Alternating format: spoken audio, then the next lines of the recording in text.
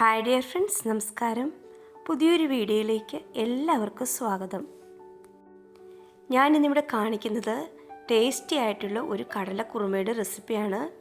അപ്പം, ചപ്പാത്തി, പുട്ട്, ഇടിയപ്പം ഒക്കെ കൂടെ കഴിക്കാൻ പറ്റിയ ഒരു അടിപൊളി കുറുമയാണ്.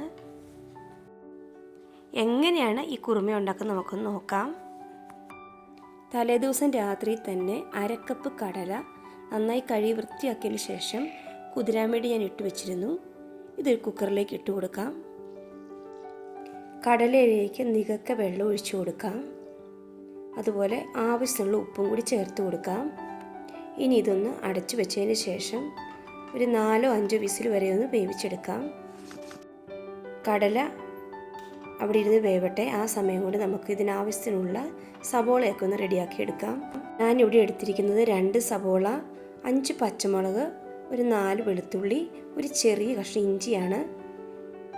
ഇനി ഒരു പാൻ അടുപ്പത്ത് വെച്ച് അതിലേക്ക് കുറച്ച് വെളിച്ചെണ്ണ ഒഴിച്ചു കൊടുക്കാം. അതിനുശേഷം വെളുത്തുള്ളി, ഇഞ്ചി, പച്ചമുളക് ഇതെല്ലാം ഒന്ന് ഇട്ട് കൊടുക്കാം. ഇവയെല്ലാം ചെറുതായിട്ടൊന്ന് വഴറ്റിയെടുക്കാം. ഇത് വഴന്നു വന്നതിന് ശേഷം ഇതിലേക്ക് സവോള 2 എണ്ണം ചെറുതായിട്ട് അരിഞ്ഞതാണ്, അതിട്ട് കൊടുക്കാം. സവോള നന്നായിട്ടൊന്ന് വഴന്ന് കിട്ടാൻ വേണ്ടി കുറച്ച് ഉപ്പും കൂടി ചേർത്ത് കൊടുക്കാം. ഈ സവോളയൊക്കെ നന്നായി ഒന്ന് ഇളക്കി ഒന്ന് വഴറ്റിയെടുക്കാം. ഇനി ഒരു അല്പസമയം ഒന്ന് അടച്ചു വെച്ചൊന്ന് വേവിച്ചെടുക്കാം. സവോളയൊക്കെ നല്ല സോഫ്റ്റായിട്ട് കിട്ടും. നമ്മുടെ സവോളയൊക്കെ നന്നായി സോഫ്റ്റായി വന്നിട്ടുണ്ട്.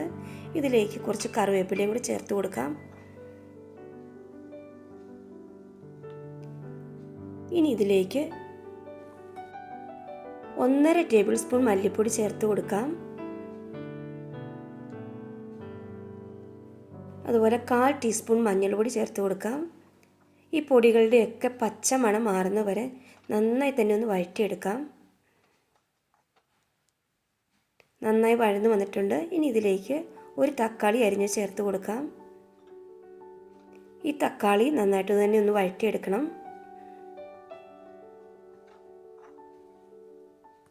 തക്കാളി വഴന്നു വന്നതിന് ശേഷം അതിലേക്ക് 1/2 ടീസ്പൂൺ ഗരം മസാലപ്പൊടിയും കൂടി ചേർത്ത് കൊടുക്കാം.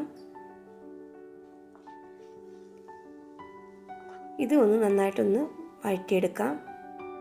ഇനി ഇതിലേക്ക് നമ്മൾ നേരത്തെ വേവിച്ച് വെച്ചിരുന്ന കടല ചേർത്ത് കൊടുക്കാം. എല്ലാം കൂടി നന്നായിട്ടൊന്ന് ഇളക്കി യോജിപ്പിക്കാം. ഈ ഒരു കടലക്കറി കുക്കറിൽ വേണേലും തയ്യാറാക്കാവുന്നതാണ്.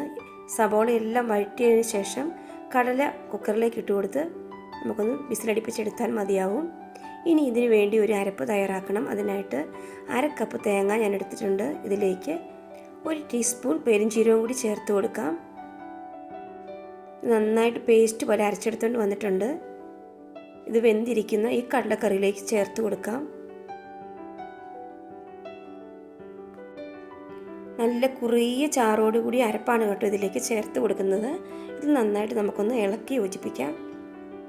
അധികം തിളച്ചു പോകാതെ ഫ്ലെയിം കുറച്ച് വെച്ച് വേണം അരപ്പ് ചേർത്ത് കഴിയുമ്പം ഈ കറി തയ്യാറാക്കി എടുക്കാൻ. ഇനി ഇതിലേക്ക് അല്പം കുരുമുളക് പൊടിയും കൂടി ചേർത്ത് കൊടുക്കാം. നല്ല ടേസ്റ്റി ആയിട്ടുള്ളൊരു കറിയാണ്.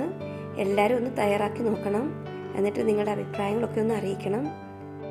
ബ്രേക്ക്ഫാസ്റ്റ് ഏതാണെങ്കിലും അതിൻ്റെ കൂടെ കഴിക്കാൻ പറ്റിയ ഒരു അടിപൊളി കുറുമയാണ് ഇത്. അതുപോലെ നിങ്ങൾക്ക് എൻ്റെ വീഡിയോ ഇഷ്ടമാവുകയാണെങ്കിൽ ലൈക്ക് ചെയ്യണം, ഷെയർ ചെയ്യണം, സബ്സ്ക്രൈബ് ചെയ്യണം. സബ്സ്ക്രൈബ് ചെയ്യുമ്പോൾ കൂടെ തന്നെയുള്ള ഓൾ എന്ന ബെൽ ബട്ടൺ പ്രസ് ചെയ്യാൻ മറക്കരുത്. അപ്പോൾ ഇതുപോലെയുള്ള പുതിയ വീഡിയോസുമായി വീണ്ടും കാണാം.